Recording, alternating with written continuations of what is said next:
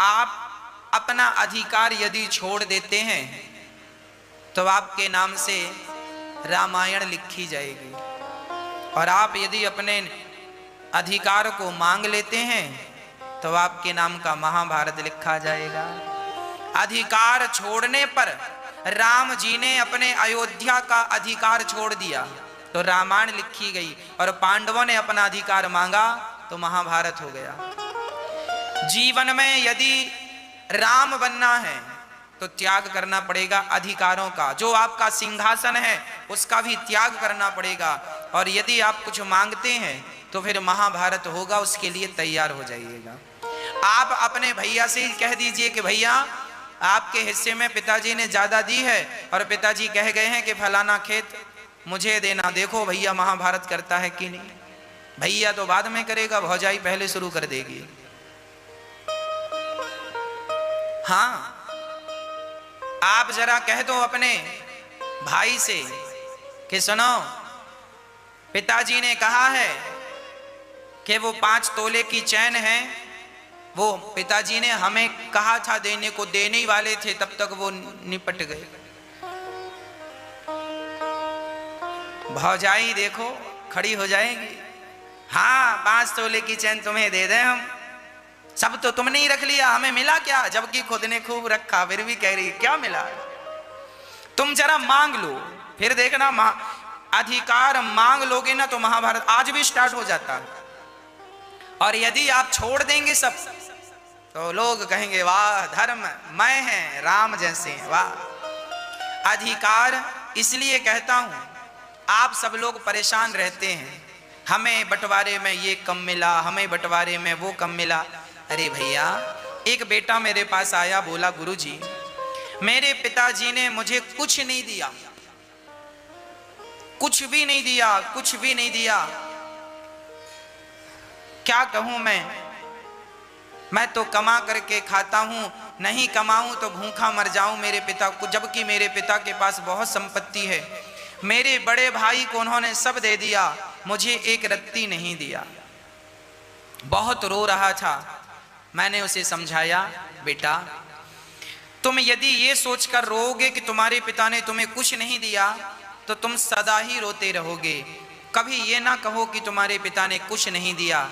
मैंने कहा बेटा, ये जो तुम्हारा शरीर है सुंदर सा, ये जो तुम्हारी ताकत है तुम्हारी भुजाओं में, ये शरीर किसकी बदौलत मिला है? माँ बाप की बदौलत ही तो तुम्हें ये सुंदर सी काया मिली है, शरीर मिला है। ये शरीर पाकर भी तुम रो रहे हो कि पिता ने कुछ नहीं दिया। अरे करोड़ों लोग ऐसे हैं जो जीरो से अपना काम स्टार्ट करते हैं और करोड़पति बन जाते हैं। आप पिता के नाम पर रोते रहेंगे तो सदा ही रोते रहेंगे, और अपने आप को यदि अपने आप को कामयाब बनाने के लिए कदम बढ़ाएंगे तो आपके पिता के पास जितनी दौलत है उससे ज़्यादा दौलत तो आप कमा सकते हैं अपने पुरुषार्थ से, अपनी मेहनत से। मेहनत करने पर विश्वास रखिए, रोने पर विश्वास ना रखिए। हमारे भारत की विडंबना यही है, लोग रोते ज़्यादा हैं, मेहनत कम करते हैं। कुछ भी हो गया बस रोने बैठ जाओ, उनको लगता है रोएंगे तो सब अच्छा हो जाएगा। पिता ने कुछ नहीं दिया तो रो, भाई ने कुछ नहीं दिया तो रो। हम तो कहते हैं रोना भी डिक्शनरी से गायब कर दो, रोइए मत। जीवन में कमजोर मत अपने आप को समझिए। आप अपने आप को कमजोर कह देंगे ना तो आप सचमुच कमजोर हो जाएंगे। आप रोया ना कीजिए, कोई बात नहीं, पिता ने कुछ नहीं दिया ना, आपके पास पाँव है ना चलने के लिए, यही सबसे बड़ी संपत्ति है। चलो अपने लक्ष्य की ओर बढ़ो।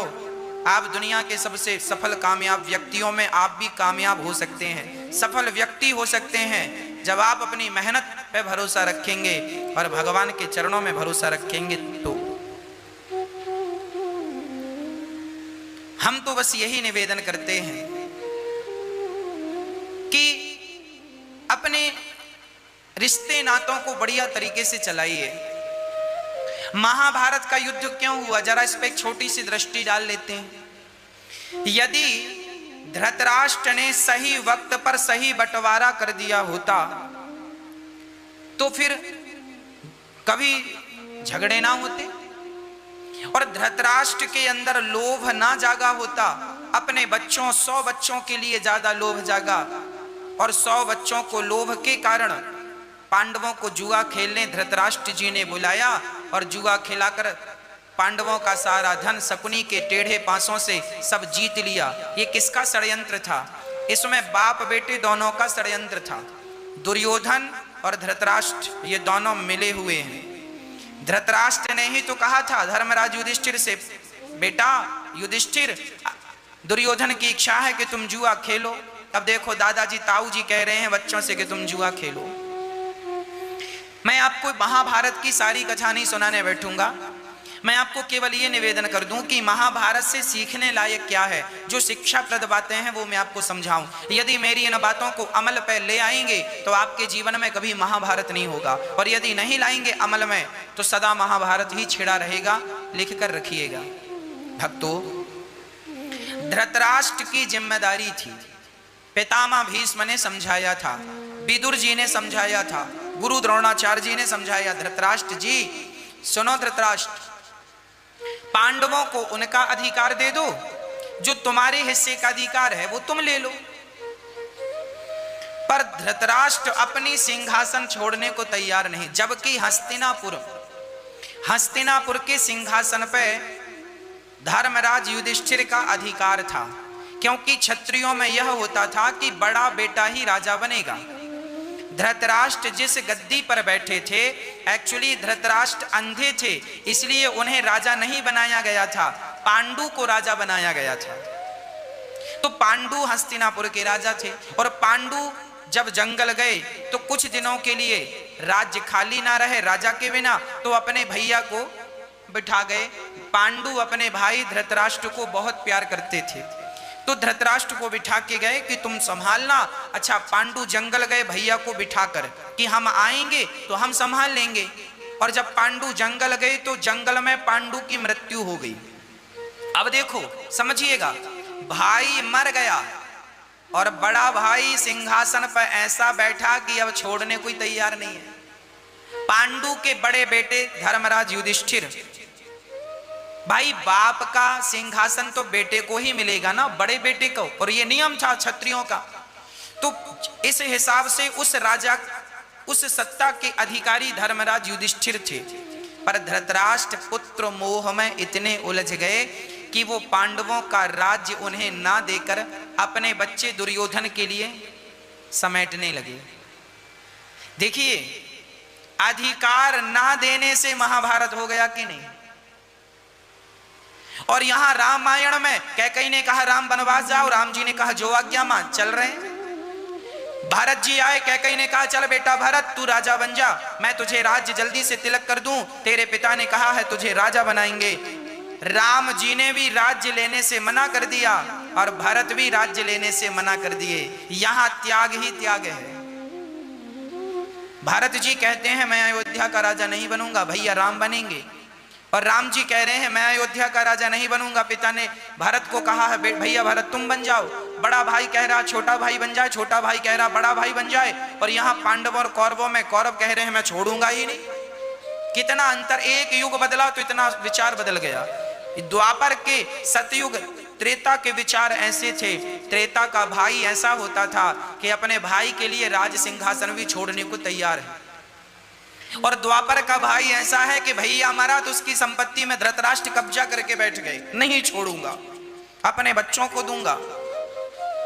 और लालच बुरी बला, संत कह गए हैं कि मक्खी गुड़ में गड़ी रहे, पंख रहे लिपटाय, हाथ मलहे और सिर धुने, लालच बुरे बला। धृतराष्ट्र को सबने 100 बार समझाया पर बिल्कुल समझ नहीं आया। अच्छा, यही दुर्घटनाएं हम गांव और शहर में घर घर देखते हैं। आज हम क्या देखते हैं सुनो। एक बाप के 4 बेटे होते हैं, एक बाप के 2 बेटे होते हैं। माना कि किसी के 4 बेटे हैं, किसी के 2 बेटे हैं। तो एक समझदारी मैं आपको कह रहा हूं, समझिएगा। बाप को चाहिए, पिता को चाहिए कि समय रहते बच्चों को दे दे, भाई तुम्हारा ये है, तुम्हारा ये है। कल को तुम नहीं रहे तो फिर बच्चे आपस में झगड़ा करेंगे कि ये वाला हमारा, दोनों बच्चों को बिठाओ। चारों बच्चों को बिठाओ और चारों के मन की सुन लो। भाई बेटा तुम चारों निर्णय कर लो तुम्हें क्या क्या लेना है। यदि तुम्हारी 10 एकड़ जमीन है और तुम्हारे 4 बच्चे हैं तो तुम 2-2 एकड़ जमीन चारों को दे दो। 8 एकड़ चली गई, 2 एकड़ बची है तो तुम बुढ़ा बुढ़ी अपने पास 2 एकड़ रख लो। और जो बेटा तुम्हारी सेवा करे तो लिख दो वसीयतनामा में कि जो हमारी सेवा करेगा ये 2 एकड़ उसकी है। इस लालच में सब बढ़िया सेवा करेंगे। बंटवारा, आजकल के माँ बाप बंटवारा करना भी नहीं जानते, इनको बंटवारा करना नहीं आता। क्यों? निर्णय लेना सबके बस की बात थोड़ी है। सही निर्णय यदि बाप सही वक्त पर ले ले तो कभी भाई भाई का झगड़ा ना हो। कई बार भाई भाई का झगड़ा इसलिए होता है क्योंकि माँ बाप सही निर्णय सही वक्त पर नहीं ले पाते। एक छोटा सा उदाहरण समझिए। एक गांव में एक पिताजी हैं, अभी वो मरे नहीं, उनकी मैं घटना मैं आंखों देखी बात सुना रहा। एक गांव में एक पिता हैं और उनके 6 बच्चे हैं 6। और अब 6 बच्चे इतने बड़े हो गए हैं कि उनके बच्चों का भी विवाह हो गया और बच्चों के भी बच्चे बड़े बड़े हो गए। फिर भी वो बूढ़ा आदमी कहता है मैं अपने जीते जी बंटवारा नहीं करूंगा। बड़ा भैया कहता है पिताजी जो जमीन देनी है सो दे दो, उस जमीन से हम अपने खर्चे पूरे कर लें। छोटा कहता है पिताजी जो देना है सो दे दो, हम अपने खर्चे। बाप कहता है तुम लोग साथ में रहो, हम तुम्हें जीते जी नहीं देंगे। अब इस चक्कर में सारे भाइयों में विवाद होता है। अब पता नहीं बुढ़े को क्या सूझा है, बांटता ही नहीं, देता ही नहीं। इस निर्णय से क्या होगा? सारे भाइयों का प्रेम खत्म हो जाएगा, सारे भाइयों में विवाद चालू हो जाएगा। अच्छा, बाप जिसके साथ रहता, एक बेटे के संग बाप रहता है तो सारा पैसा उसी को देता। अब वो 5 बेचारे मुंह ताकते फिरते हैं। ये जो पिता का मोह, अरे आजकल ना पिता लोग किसी एक बच्चे ज्यादा प्रेम करते हैं। एक से ज्यादा प्रेम किया और दूसरे की तरफ देखा भी नहीं। तो भैया प्रश्न खड़ा हुआ, जब तुमसे नहीं संभल रहे तो इतने बच्चे पैदा काहे किए हो? हाँ, किसने कहा था? सबसे पिता का धर्म है सबसे बराबर प्रेम करो, सबसे बराबर प्रेम करो। किसी को ज्यादा दे दिया किसी को कम दे दिया ये तो गलत है। हाँ, जो बच्चे सेवा करें उन्हें ज्यादा ही मिलना चाहिए, ये तो बिल्कुल सत्य है, पहले ही हमने ये बात कह दी। पर बाकी बच्चों को भी उनका अधिकार मिलना चाहिए, है ना? आपके बच्चे नहीं सेवा करते, वो आपने सही वक्त पर सही संस्कार नहीं दिया, इसके कारण ये परिणाम आ रहा है। पर उनके बच्चे हैं, उनका जीवन है, तो जो उनका अधिकार है वो उन्हें देकर आप स्वतंत्र हो जाओ। इसीलिए हमारे बड़े बुजुर्ग कह गए हैं बच्चे बड़े बड़े हो जाएं तो घर में मत पड़े रहो, उनको बंटवारा कर दो, दे दो, थोड़ी सी संपत्ति अपने नाम पे रखे रहो और तीर्थ यात्रा पे निकल जाओ, चिक चिक से अलग। बच्चे अपने आप सेटल हो जाएंगे और तुम रहोगे ना तो और झगड़े होंगे। सही वक्त पर बंटवारा कर दो। महाभारत इसलिए हुआ क्योंकि सही वक्त पर सही बंटवारा नहीं कर पाए। धृतराष्ट्र सही बंटवारा कर देते, सही निर्णय ले लेते तो काहे महाभारत होता? कौरवों का सर्वनाश क्यों होता? कौरवों का सर्वनाश इसलिए हुआ क्योंकि सही वक्त पर सही निर्णय नहीं लिया गया। आप यदि पिता हैं 4 बच्चों के, आप यदि पिता हैं 2 बच्चों के, तो हम तो कहते हैं बेटों का विवाह करो और विवाह करके उनका दुकान, उनकी मकान, उनका काम जो भी आप देना चाह रहे हैं, बेटा ये रहा तेरा, अपनी पत्नी अपने बच्चे संभालो। और बेटा आप ये ना सोचो कि ना हमारे बच्चे अलग अलग ना हो। अब गया वो जमाना, 21वीं सदी चल रही है, तुम्हें लाख सिर पटक के मर जाओ, अब तुम्हारे बच्चे साथ में रहने लगे। ऐसी हवा ही नहीं है, ऐसा वातावरण ही नहीं है। तो भैया जैसी हवा चले वैसा बन जाओ, जैसा समय है वैसे बन जाओ। अब आज के बच्चे अलग हैं, वो जमाना अलग था कि 50-50 साल के बच्चे हो जाते थे और बंटवारा नहीं होता था। पहले एक ही चूल्हे में सारे परिवार का भोजन बनता था। अब वो जमाना गया, अब वो जमाना कितना भी आप पढ़ाओ, मैं कितना भी कहूं कि भैया हम ये नहीं कहते कि घर अलग अलग नहीं होने चाहिए, ठीक है, बड़े भैया का चूल्हा अलग है, छोटे भैया का चूल्हा अलग है, चूल्हे अलग रहे, कमाई अलग रहे, बिजनेस और व्यापार अलग रहे, सब अलग रहे, पर प्रेम रहे दोनों में, आना जाना रहे, प्रेम व्यवहार बना रहे। अरे साथ में रहकर भी प्रेम नहीं है तो ऐसे साथ में रहने का फायदा क्या? और दूर दूर होकर भी यदि प्रेम है दोनों भाइयों के प्रति तो वो दूरियां भी ठीक है कि नहीं? अब ये लोग समझते नहीं है, इनको लगता है हमारे जीते जी बंटवारा ना हो। अरे भैया, आज के युग में ऐसा पॉसिबल नहीं है। हर व्यक्ति चाह रहा है कि मैं शहर में जाके बसूं, हर व्यक्ति चाह रहा है कि मैं अपने बच्चों को पढ़ाऊं लिखाऊं, इस कारण उसका गांव, उसका घर छूट जाता है।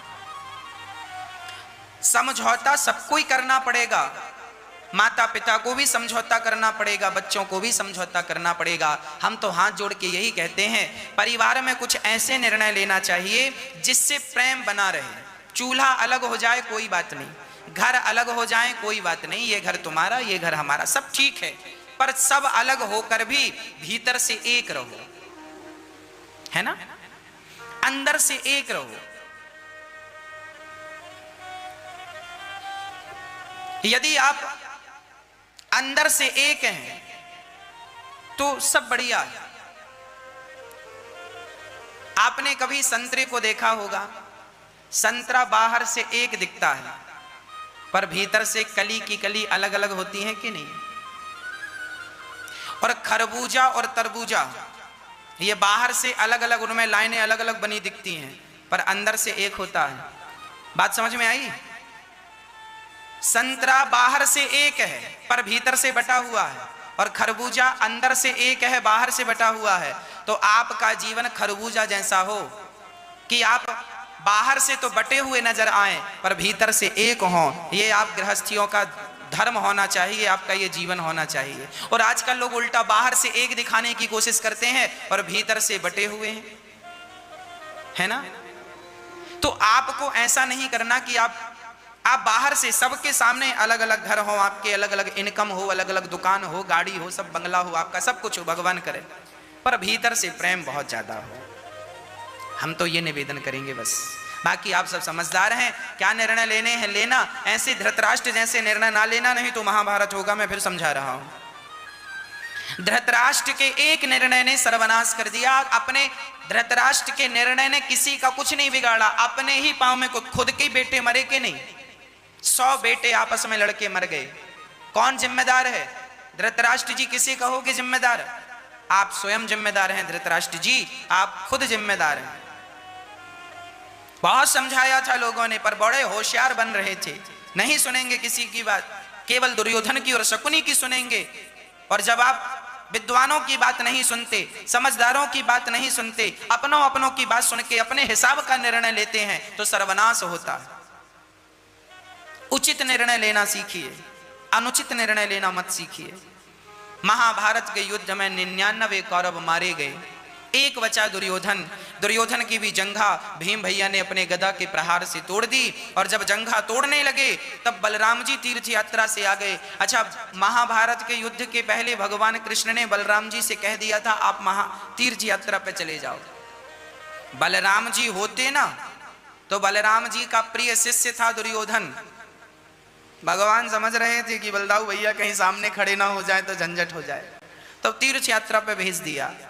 और जब जंघा तोड़ने लगे ना तो आ गए सामने खड़े होके बलराम जी, कन्हैया ए भीम, तुमने दुर्योधन की जंघा पे गदा मारा, और गदा युद्ध का नियम होता है कि उसे कमर के नीचे नहीं मारा जाता, कमर के नीचे गदा मारने का अधिकार नहीं है, गदा युद्ध का नियम है। पहले युद्ध भी धर्ममय होते थे और ये धर्म युद्ध था। धर्म क्षेत्र कुरुक्षेत्र समवेता युद्धोत्सव, ये धर्म युद्ध था।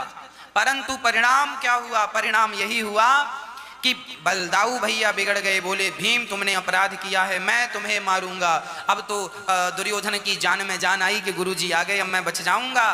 तब भगवान श्री कृष्ण आ गए, बलदाऊ भैया आप यहां क्यों आए हैं? बलदाऊ भैया बोले मैं अधर्म को रोकने आया हूं। ये भीम गलत कर रहा है, उसकी जंघा पे बाण ये गदा मार रहा है, ये गलत है, ये बिल्कुल गलत है। अच्छा, भगवान श्री कृष्ण ने कहा वाह, आप कह रहे हैं ये गलत है, तो ये बताओ जब भरी सभा में द्रौपदी की लाज लूटी इन लोगों ने तो क्या वो सही था? भरी सभा में दुर्योधन ने कहा था द्रौपदी आ मेरी जंघा पर बैठ जा, तो पराई नारी को अपनी जंघा पर बिठाने की ये बात क्या सही थी? क्या ये धर्म था? जब ये अधर्म कर रहा था तब बलदाऊ भैया आप कहां थे? और सुनो, जो अधर्मी है उस अधर्मी को अधर्म से मारना ही धर्म है। यदि ये अधर्मी है तो इस अधर्मी के लिए फिर धर्म का मुंह नहीं देखना पड़ेगा कि धर्म से मारें। अधर्मियों को अधर्म से मारना ही धर्म है। इनके लिए क्या धर्म की बात करें, ये तो खुद अधर्मी है। कोई धर्मी को मार रहे होते तो धर्म का पाठ पढ़ते। ये वही अधर्मी लोग हैं कि जब महाभारत के युद्ध में अभिमन्यु को चक्रव्यूह में एक योद्धा से एक ही योद्धा युद्ध करने की परमिशन हुई थी। ऐसा नियम बना था महाभारत में कि एक योद्धा से एक योद्धा ही युद्ध करेगा, पर अभिमन्यु से 7-7, 8-8 महारथियों ने एक साथ युद्ध किया। क्या यह धर्म था? इन्होंने जब धर्म का पालन नहीं किया तो ये अपेक्षा किनसे रखेंगे कि तुम धर्म का पालन करो? तब भगवान श्री कृष्ण ने बलदाऊ भैया को वहां से विदा किया और जंघा तोड़ करके दुर्योधन वहीं पड़ा है। इसलिए कहता हूं मैं कि आप कभी भी अपने धर्म का उल्लंघन ना करें। जब आप अपना धर्म तोड़ते हैं, जब आप अपनी मर्यादाओं को स्वयं तोड़ देते हैं, तो आप रेड जोन में आ जाते हैं, है ना? आप खतरे की घंटी के पास आ जाते हैं, क्योंकि आपने ही धर्म तोड़ा है। अब धर्म तोड़ा है, अधर्म किया है, तो अब आपके साथ भी अधर्म होगा। फिर मत रोना।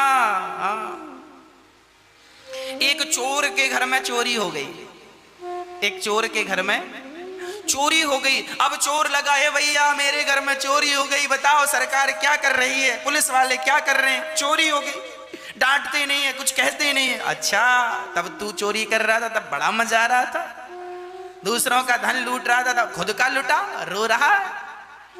तेरे जैसों के साथ ऐसे होना चाहिए। जब तुमने धर्म का ज्ञान नहीं रखा, तुम धर्म के मार्ग पर नहीं चले, तो अब क्या उम्मीद करते हो कि तुम्हारे साथ धर्म हो? क्या तुमने दूसरों के साथ धर्म किया? नहीं किया। तुमने दूसरों के साथ सही व्यवहार किया? नहीं किया। तो तुम्हारे साथ कौन करेगा? इसलिए जैसे को तैसा मिलता है। परमात्मा सब देख रहे हैं क्या चल रहा है, कौन क्या कर रहा है। हाँ, भगवान सब नोट कर रहे हैं। ईश्वर की दुकान में सब लोगों का खाता, किसी को कौड़ी कम नहीं देता, किसी को दमड़ी ज्यादा, समझदार तो चुप रह जाता, मूर्ख शोर मचाता। हाँ प्रिय भक्तों,